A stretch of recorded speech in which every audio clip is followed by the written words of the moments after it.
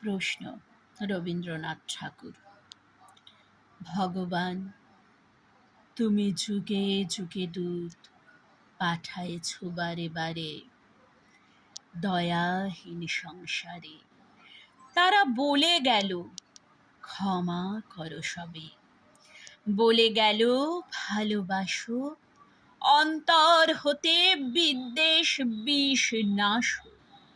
বরণীয় তারা, স্মরণীয় তারা, তবুও বাহির দ্বারে আজি দুর্দিনে ফিরানু তাদের ব্যর্থ নমস্কারে।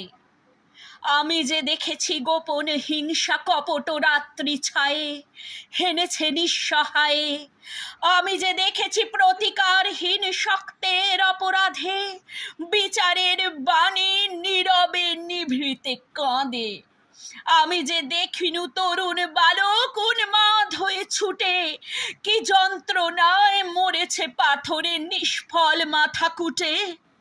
কণ্ঠ আমার রুদ্ধ আজিকে বাঁশি সঙ্গীত হারা, অমবস্যার কারা লুপ্ত করেছে আমার ভুবন দুঃস্বপনের তলে। তাই তো তোমায় শুধাই অশ্রু জলে, যাহারা তোমার বিষায়েছে বায়ু নিভায়েছে তব আলো। তুমি কি তাদের ক্ষমা করিয়াছ? তুমি কি বেসেছ ভালো?